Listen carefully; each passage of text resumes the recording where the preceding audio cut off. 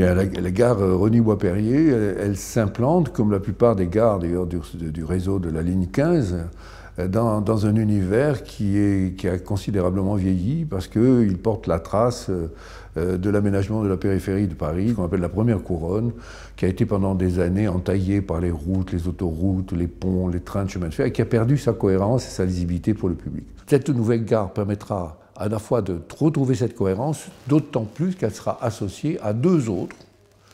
L'une qui fonctionne déjà depuis longtemps, le RER E, que les gens connaissent bien, qui fait partie du grand réseau, et puis une gare qui vient d'entrer en fonctionnement, la gare de la ligne 11, et particularité de notre projet, c'est que cette gare de la ligne 11 sera liée pour devenir une correspondance de la ligne 15, Rosny-Bois-Perrier, et vice-versa évidemment.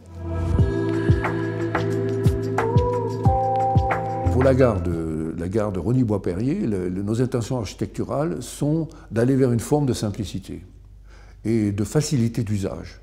C'est-à-dire nous avons décrit un environnement complexe dans lequel il faut remettre de la cohérence. Cette gare doit contribuer à cette remise en cohérence et à la facilité de vie et de circulation pour les usagers.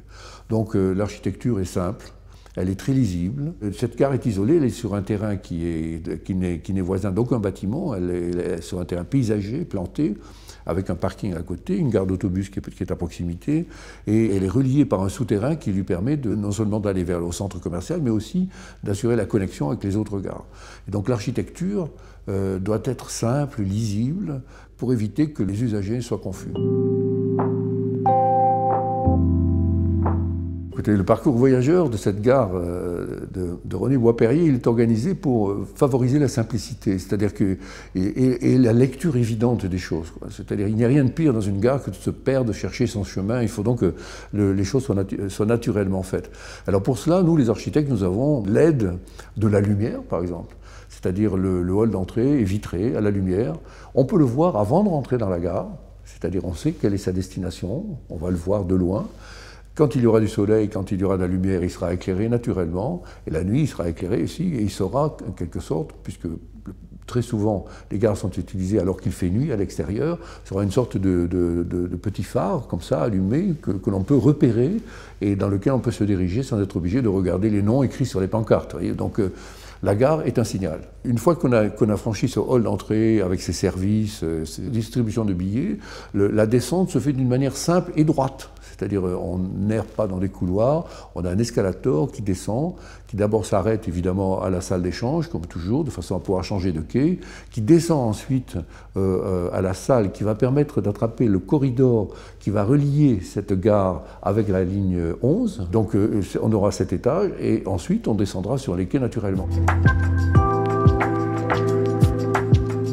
Aujourd'hui, cette ligne permettra d'aller d'une banlieue à l'autre sans être forcé de revenir vers le centre.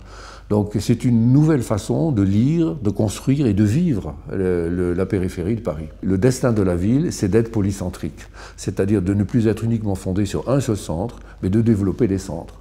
Et donc cette gare va revisiter cette fondation de la ville par l'économie et la culture. Et enfin, elle doit faciliter la vie quotidienne de ceux qui habitent autour de ces gares par la création de nouveaux quartiers urbains qui proposeront des services, des écoles pour les enfants, des commerces, des activités de loisirs, etc.